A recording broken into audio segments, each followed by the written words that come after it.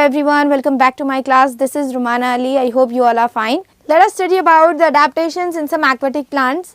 As we have already discussed before that the aquatic plants includes water hyacinth, hydrilla, vallisneria and water lily or lotus, pistia. So these are some of the aquatic plants that are present in the water bodies. They show different adaptations to survive in the different kinds of ecosystem.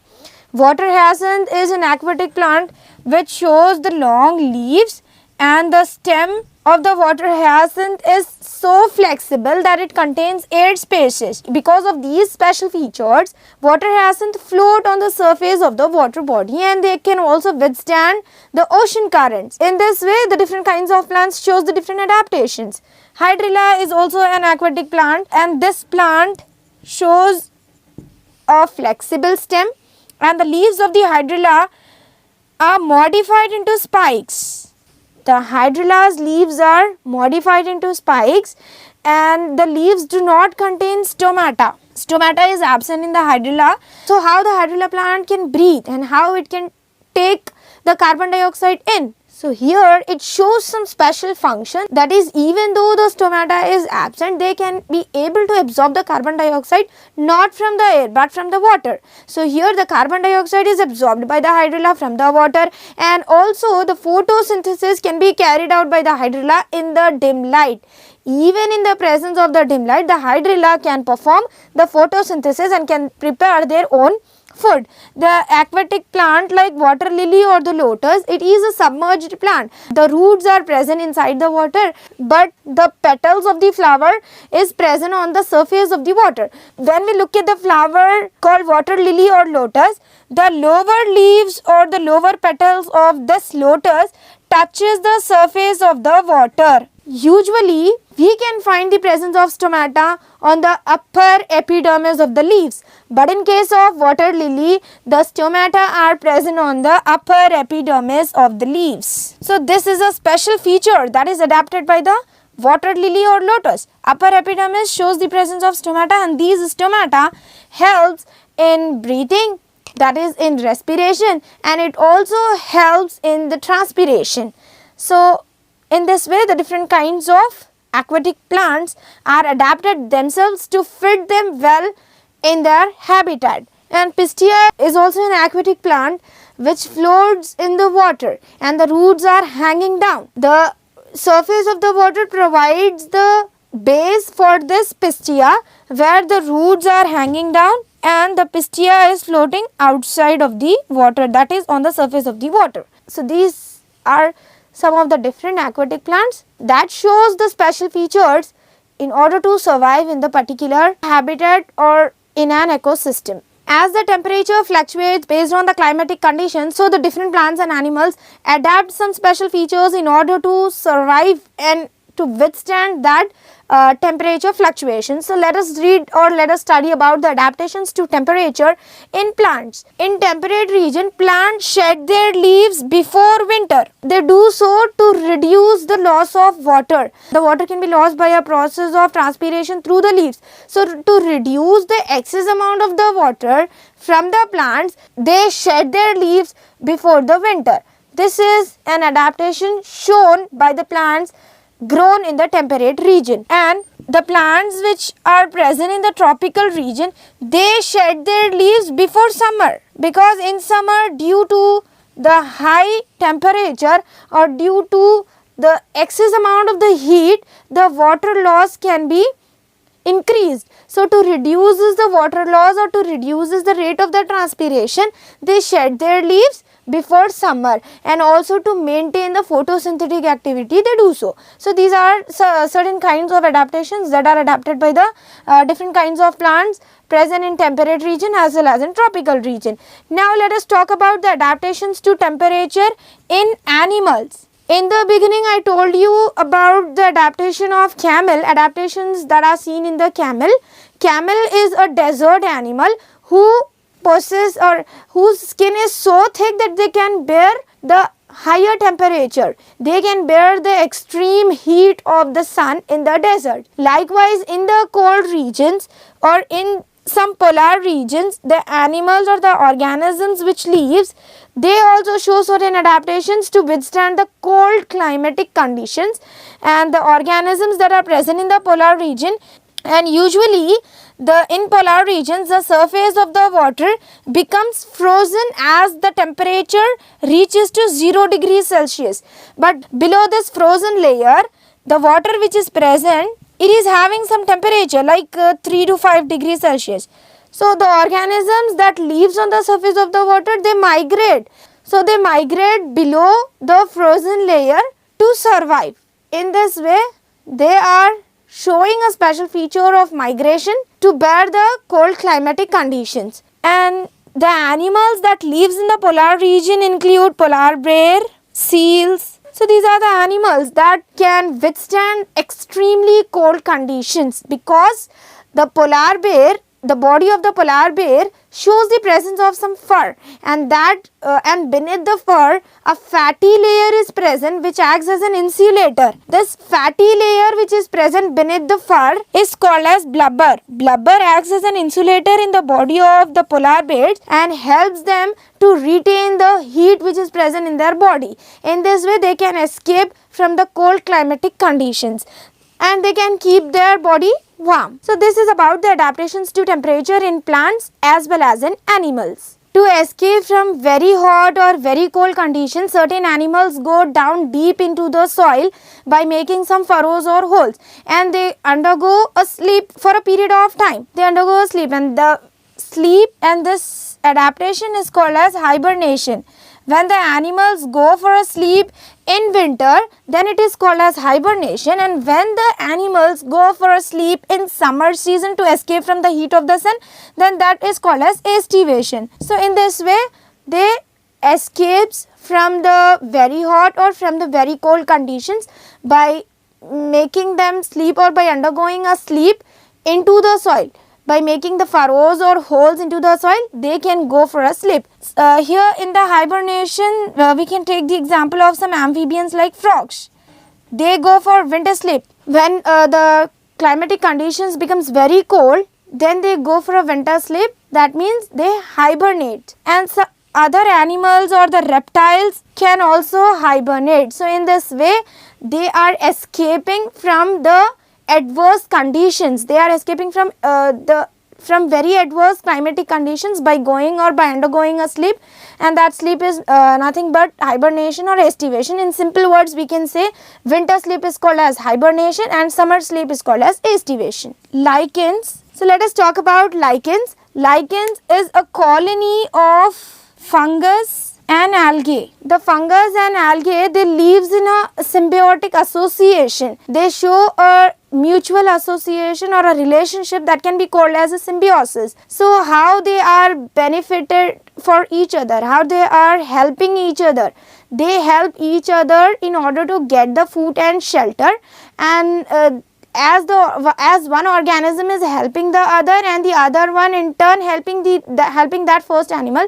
So this process is called as symbiosis. When the two organisms are helping each other, that relationship is called as symbiotic relationship. So algae is a microorganism which provides minerals and water to the fungus, and this fungus, they can be able to carry out the process of photosynthesis. They can make the sugars by the utilization of carbon dioxide and sunlight. They can be able to prepare their food. Some of the food is used by the fungus and the rest of the food is transferred or it is translocated or it is sent to the algae. So the food is provided by the algae to the fungus and the minerals and the waters are provided to the fungus by algae. In this way they are helping each other and this process is called as symbiosis. तो अभी हम बात करेंगे adaptations as a response to adverse conditions, यानी जब भी climatic conditions fluctuate होते हैं, यानी जब भी एक्सट्रीमली हॉट होता है या फिर एक्सट्रीमली कोल्ड होता है, तब थोड़े से एनिमल्स ऐसे एडेप्टेशंस बताते हैं जिससे वो ज़्यादा हीट और ज़्यादा कोल्ड से बच सकते हैं. और यहाँ पर हाइबरनेशन एक ऐसा प्रोसेस है जो कि विंटर स्लीप को कहेंगे. थोड़े से ऐसे एम्फीबियंस होते हैं, रेप्टाइल्स होते हैं जैसे कि फ्रॉग्स, ये बरोज बनाते हैं, होल्स बनाते हैं सॉइल में और इनएक्टिव स्लीप के लिए चले जाते हैं विंटर सीजन में, ताकि वो कोल्ड क्लाइमेट से बच सके, एस्केप हो सके. सो इस प्रोसेस को बोलेंगे हम हाइबरनेशन. और जब भी एनिमल्स समर सीजन में स्लीप के लिए चले जाते हैं तो उस प्रोसेस को हम बोलेंगे एस्टिवेशन. तो एस्टिवेशन एक ऐसा प्रोसेस है जो एनिमल्स फॉलो करके ज़्यादा हीट से अपने आप को एस्केप करते हैं, बचा सकते हैं. तो इस प्रोसेस को हम बोलेंगे एस्टिवेशन. नेक्स्ट है लाइकन्स. लाइकन्स यानी फंगस और एल्गे के कॉलोनी को हम लाइकन्स बोलेंगे. यहाँ पर फंगस और एल्गे एक सिम्बियोटिक रिलेशनशिप बताते हैं, यानी एक दूसरे की हेल्प करते हैं, उस चीज़ को हम सिम्बियोसिस बोलेंगे.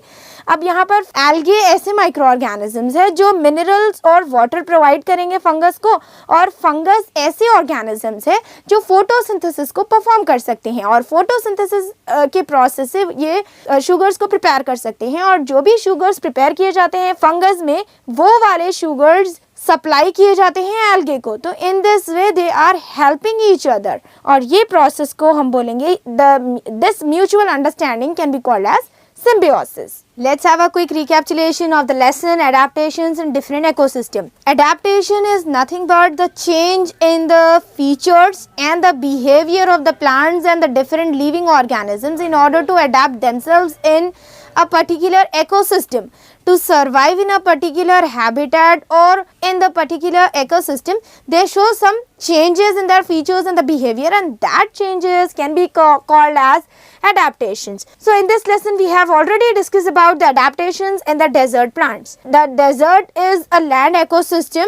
So in this ecosystem we can find the presence of some plants like aloe vera, cactus, pebble plant, ball-like cactus. Aloe vera and the cactus are the succulent plants which are having a thick and the fleshy stem in which the water is stored, and the leaves are modified into spine. So they are protected from the other insects or other organisms. Pebble plant is also a desert plant which looks like the small stones, and the cuts are made on their body, on the surface of their body, through which the light penetrates and they can carry the photosynthetic activity. Ball-like cactus are also found in the desert region. So these are certain plants that can be found in the desert ecosystem, and they show certain adaptations to survive in that particular ecosystem. Next is adaptations in marshy area. Marshy area contains the soil which is very muddy. That muddy soil do not have air, but the roots that are present in that soil, they need air. So to get the air, the roots come out of the soil, and this type of adaptation can be seen in the mangrove trees. The next is adaptation in desert animals. When we talk about the desert animals, the first name that comes in our mind is camel, because camel is called as the ship of the desert, and this camel shows many adaptations to survive and to get fit better in the desert ecosystem. And that adaptations are, it has got thick skin, and it has got some flap-like structures around their nostrils to prevent the entry of the sand when the wind blows. And it also have a hump-like structure, or it also have a hump in which the water gets stored for the future use. So these are some kinds of adaptations that can be seen in the camel. The next one is sidewinder adder snake. It is a snake that crawls sideways to prevent or to escape from the heat of the sun. Kangaroo rat is an animal which lives in the desert ecosystem and which cannot drink water throughout its life. But there are some systems present in their body which provides water out of its digestion to carry out certain activities. Golden fox is also an animal which lives in the desert, and this golden fox, golden mole is also an animal which lives in desert, and this animal digs a hole, and this animal do not expose itself in the outer environment, by which it can escape itself from the heat of the sun. Sandgrove and Fennessey fox are also the desert animals. Sandgrove is a bird which fly to the oasis, and this bird carry the water in the crop which is a part of its digestive system, and that water is carried to the nest by the sandgrove to feed their young ones. And Fennessey fox is a fox which shows the presence of fur-like structure on their skin to escape from the extreme hot climate of the desert. The next is adaptations in aquatic ecosystem. Aquatic ecosystem usually classified into two different ecosystems, marine ecosystem and freshwater ecosystem, and based on the penetration of light, these two ecosystems shows the presence of three zones. In the marine ecosystem, euphotic zone, bathyal zone and abyssal zone is present, and euphotic zone is the topmost zone where the light is present. It is brightly lighted and the temperature is also suitable for the growth of certain plants. Bathyal zone is next to the euphotic zone in which lesser amount of the light penetrates, and abyssal zone is a dark zone where the light do not penetrate. So, certain animals lives in the euphotic zone, bathyal zone and abyssal zone. They show certain adaptations to survive in that particular environment. Secret of swimming. How the aquatic animals can move around the water bodies. What is the secret behind this? So, they possess different mechanisms to move around the water bodies, that is to move to the euphotic zone and to move from the abyssal zone to the bathyal, and then from the bathyal to the euphotic. They show some mechanisms. In the whales, after the air is filled in the lungs, when they wanted to go down deep into the water body, the lungs get collapsed. The collapsing of the lungs is a special feature which is shown by the whales. After the lungs get collapsed, the air which is present in the muscles of the whales, it led the whales to go down deep into the earth. But when the whale wanted to come to the surface of the water, then it opens up the lungs, it uses the oxygen and it also uses its fins to swim. The other kind of fishes shows a special feature called swim bladder. Swim bladder is present inside the body of the fishes in which the gas is present. When the fishes wanted to go down deep into the earth, the swim bladder collapses. Whatever the gas present in the swim bladder, it comes out and the fishes becomes heavier so that they can move down deep into the water body. Okay. So, these are certain mechanisms that are followed by the different aquatic animals to swim around the different zones of the water body. Freshwater ecosystem. This ecosystem includes the water bodies like lakes, ponds, rivers. So, this freshwater ecosystem contains the water, and based on the penetration of the light, it also shows three zones: littoral zone, limnatic zone and profundal zone. Littoral zone is the topmost zone, can be where the light is maximum, and in this zone certain algae is present which can perform the photosynthesis easily because of the presence of light. And limnatic zone is next to the littoral zone where the lesser amount of the light gets penetrated, and in this zone certain aquatic animals are present like crabs, fishes and shrimps, prawns or other insects are also lives in this limnatic zone. Profundal zone is the darkest zone of the freshwater ecosystem because there is no light penetrates in this zone and the photosynthetic activity is nil in this zone. In this zone, we can find the presence of scavengers and carnivorous fishes.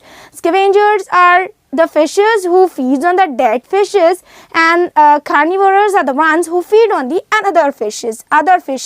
So, these kind of animals can be found in the profundal zone, and some microorganisms are also present that carry out the process of decomposition in the profundal zone.